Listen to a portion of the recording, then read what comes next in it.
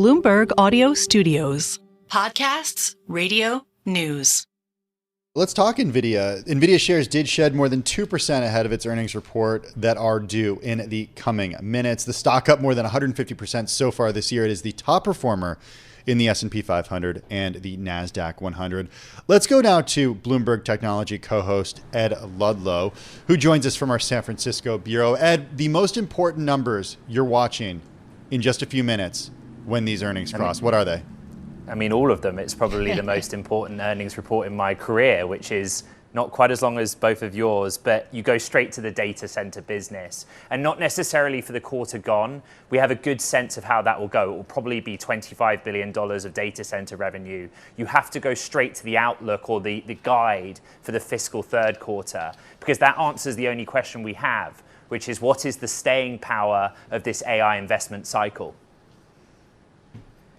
And, the thing is, I think about the expectations, how high they are, Ed, and we've seen the stock, which we saw it sell off kind of like early or mid-June, right? And then we saw an equal bounce, like of about 27% from that low over the summer. So expectations going into this are super high, which makes me think, does it have to be a tremendous beat, as we've come to expect from this company? Otherwise, there's going to be a little bit of disappointment or some questions. Well, let's take the fiscal third quarter guide example. The average analyst estimate is $31.9 billion, but at the very top end of estimates, you're talking $38, $39 billion.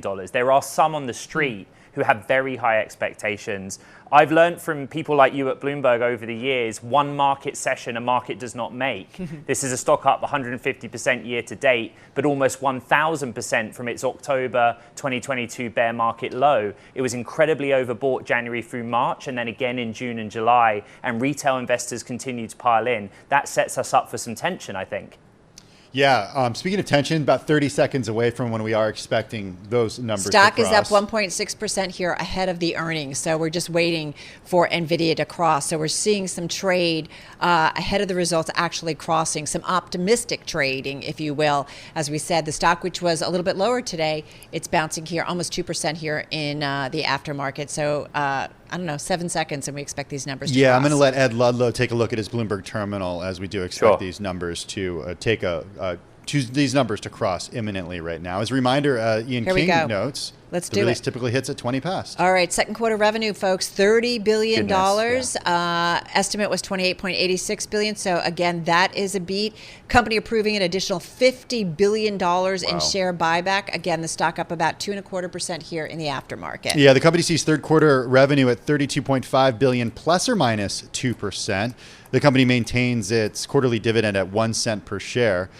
Second quarter data center revenue, that is a very important metric to keep an eye on. That is the vast majority of the company's revenue, coming in at $26.3 billion, beating estimates of $25.08 billion. Adjusted gross margin for the second quarter coming in just above estimates, 75.7%, Carol. Estimates were for 75.5%. All right, we're talking with Ed Ludlow, the co-host of Bloomberg Technology. Ed, you said the numbers, you're watching all of them, but you did single out initially the data center revenue, which we were expecting about $25 billion. That's a beat.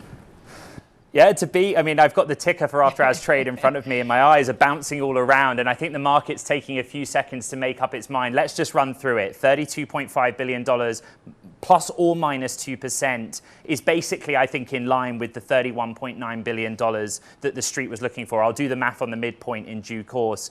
An impressive beat, I suppose, on data center revenue in the second quarter just gone and overall revenues. Then we asked the question, why? Why was it better? They telegraphed that pretty well. And my goodness, don't you love it when there's consistency? When something that we were talking about continues to happen, and that is shareholder-friendly policy. And I think that $50 billion of additional share buybacks, no one would be sort of disappointed with that. The stock up, ish in after hours. Yeah, we were talking earlier about if things came in line with expectations, because expectations were so high, you might not see a huge reaction, Carol. Yeah. And even with a $50 billion share buyback, we're barely seeing stock move in the after hours. Yeah, just up about 1%. Hey, digging into the press release, you're going to talk with Jensen Huang, founder and CEO of Nvidia, later on. He says Hopper demand remains strong in the anticipation for Blackwell is incredible. He said the company achieved record revenues as global data centers are in full throttle to modernize the entire computing stack with accelerated computing and generative AI. Like, we know this guy knows how to speak and talk about his company, his market, his industry. But what are you looking for as you go through this press release, and what are you thinking about that conversation you're going to have with him? Yeah, my eyes went straight to the Blackwell commentary and the anticipation being high. Excitement, anticipation are interesting words, but they are not a granular explanation of what's happening with Blackwell. The reporting was that due to the complexity of its design, it has two compute dies. Basically, think about two triangles with a split between them because it's so big. It's so much bigger than any other high-performance GPU that's gone before it. And the reporting was that this presented a production challenge.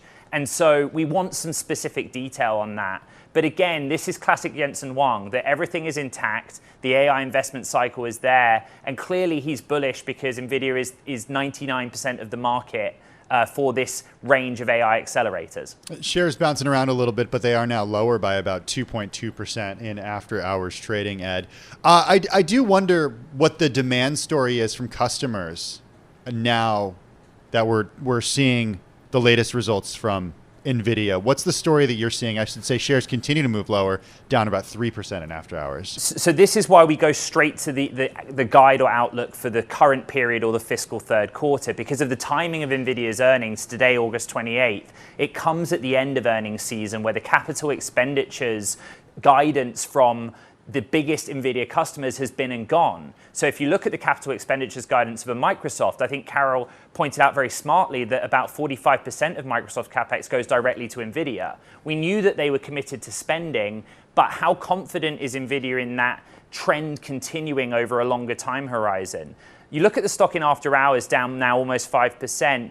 One has to keep their feet on the ground and ask, is that so severe? Is it so surprising given how high a bar this quarter was and how lofty expectations were? 150% higher so far this year at a 5% decline after earnings that beat estimates but didn't blow estimates out of the water. Well, and I think you go to the outlook, like you keep, emphasizing, Ed, this high idea, and I know you put it out on the blog of what came in, all right, better than what the average estimate was. But when you think about the high numbers that some were expecting almost as much as $38 billion for that third quarter revenue, like that is going to color how investors, react to this number. They were expecting more, a lot more.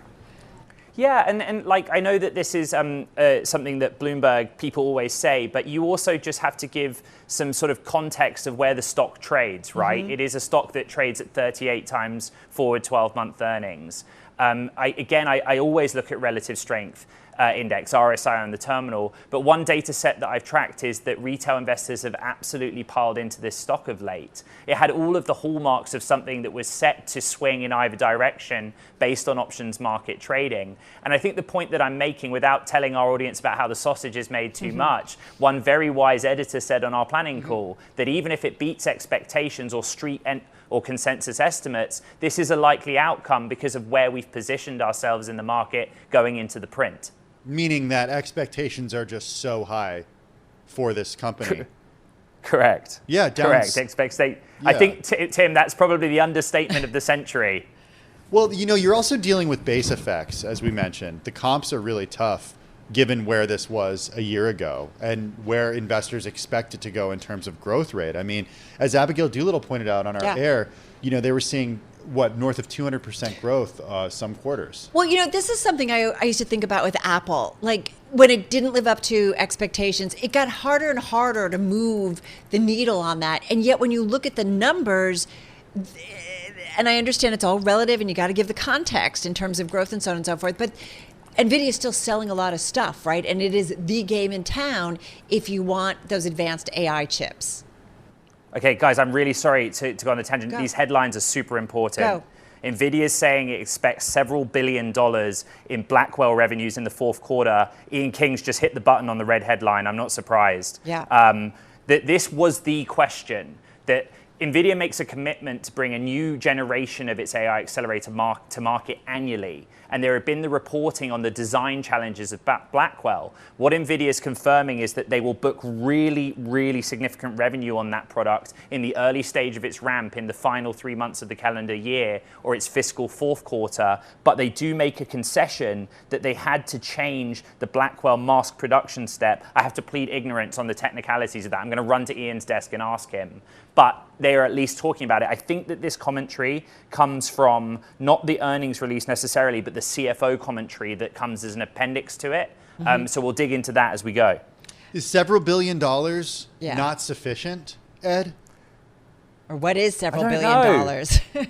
I mean, the relatively significant after hours decline is now sort of less significant. Yeah. That might give you a sense of how investors feel about that. But I think the idea was that, this is a product that we're not I've said this to you guys so many times, and I almost don't apologize for it. When we talk about an AI chip, we're not talking about this little thing you can hold in your hand. The core technology, yes, is probably about the size of a sandwich, but it goes into a rack that goes into a server, a big 300-pound server box, in rows and rows that fill out a data center. And that's the scale that we're talking about. So when you produce it at scale, it presents a challenge. And to me, the shipment of several $1 billion seems substantive in this instance. Yeah, it's interesting. I feel like, we're going to want a little bit more in terms of specifics about Blackwell and what those shipments in terms of the fourth quarter, what it exactly means. Because that's outlook, fourth quarter not so far away, and you do wonder if that's something that moves the needle significantly. This is everything that, people have been talking about. Hey, Ed, before we let you go, you have a conversation with Jensen coming up a little later, a special edition of Bloomberg Technology, an exclusive interview with Jensen Huang. Just in the last 45 seconds we have with you, give us without giving away the questions, tell us how you're thinking about this. Yeah, I think that you know me, I love detail. So I'm going to ask about Blackwell, although it's Bloomberg policy not to give questions in advance of interview. And I'm sure somebody from Nvidia is listening. But that's the question. And then I heard you talking to Romain Bostic about his surprise that revenue comes from just 5 players. Yeah. I thought I'd been saying that on our network every week for the last 2 years. But that is the question. When do you move beyond that? Like, you want to sell to smaller and medium-sized enterprises, governments, and other public institutions. Do you have some evidence that that's already happening? That's a point that Ian King brought up at the top of our 2 o'clock hour right here on Bloomberg TV and Bloomberg Radio. I'm going to tell Romain to listen to you more, Ed, so he's not surprised in the future. He's busy. There's a lot going on. All right, good luck, kiddo, with that. We'll be listening to that interview. Ed Ludlow, co-host of Bloomberg Technology at Bloomberg TV. And again, Bloomberg Technology will have that half-hour special at 6:30 p.m. Wall Street time, highlighted by that exclusive interview that Ed will have with the CEO of Nvidia, Jensen Huang. And right now we've got shares of Nvidia down about 5.1% here in the aftermarket. It's happening quickly. The reaction has been big. It was nothing, and then it was more. Then it was 8%, and it was like 3%. Did it go down as much as 8% at one point? I missed it. It's been bouncing around, and we've seen some interesting moves here. And we are seeing, as I mentioned, NASDAQ 100 E-mini futures, they're down about 2% here. So we're seeing some drag, not coming undone completely, but it's interesting. Let's see what Bloomberg Intelligence senior semiconductor analyst Kunjan Sobhani has to say about that. He joins us. He's out there in our San Francisco bureau. All right, top of mind for you, Kunjan. Tell us about the quarter. Did they do okay? How's the outlook? It seems like there's a little bit of disappointment here. Yeah, I mean, I think they did really good as per our expectations. I'm sure the Nvidia obsesses and might be disappointed given the magnitude of the beat, which we had called out to be in the single-digit range, and especially against the lofty, unsustainable expectations that some of the, again, Nvidia obsesses have been forming.